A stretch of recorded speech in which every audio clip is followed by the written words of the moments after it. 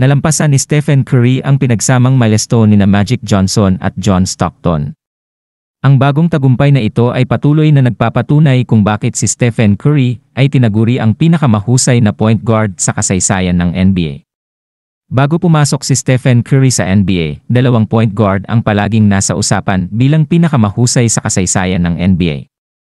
Sila ay sina Magic Johnson at John Stockton, na naging isa sa mga pinaka-prolific point guard sa kasaysayan ng liga. Ang alamat ng Los Angeles Lakers ay nanalo ng 5 kampyonato sa NBA at nailigtas ang naghihingalong NBA noon dahil sa tunggalian nila ng isa pang magaling na point guard na si Larry Bird. Samantala si John Stockton ay hindi nagwagi ng kampyonato dahil sa panahong yon ay palaging katapat nila si Michael Jordan. Gayunpaman, hindi natin maitanggi na si John Stockton ay isang magaling na point guard. Katunayan siya ang all-time assist leader at all-time steals leader sa kasaysayan ng NBA. Ibang klaseng point guard si Stephen Curry, siya na ang tinuturing na greatest shooter of all time. The precision of his three-point shot is the stuff of legend, ibang level din ang ball handling niya. Ang kanyang 26 points, 7 rebounds, at 8 assist, laban sa Los Angeles Clippers, isang performance na nagpaabot sa kanya ng 325 career games na may 20+ points at 5+ assists sa kanyang buong career.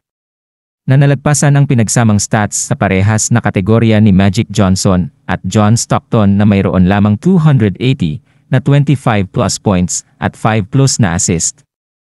Samantala nakuha na ng rain or shine ang unang panalo laban sa Blackwater noong Sabado sa score na 115-110, ngunit naglaro ng wala ang 3 players, kabilang ang rookie na si Keith Datu na hindi maipaliwanag ang sakit na nagpapagulo sa utak ni Coach Yeng. At ang birthday boy na si Bubelga at ang sophomore guard na si Jan Mamuyak ay parehong may trangkaso. Ganun pala si Mamuyak pag nag-career high, nagkakasakit, sabi ni Coach Yeng sa former Ateneo stalwart na gumawa ng 33 points laban sa San Miguel Beer, ngunit kinapos lang sila at sila ay natalo. Ganun din si Bubelga, pag nag-birthday, nagkakasakit rin, dagdag pa ni Coach Yeng.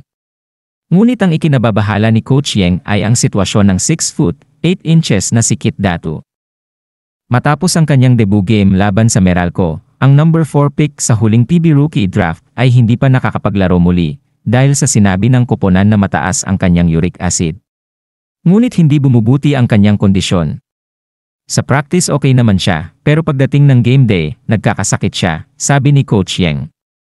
3 beses na kaming na ganun.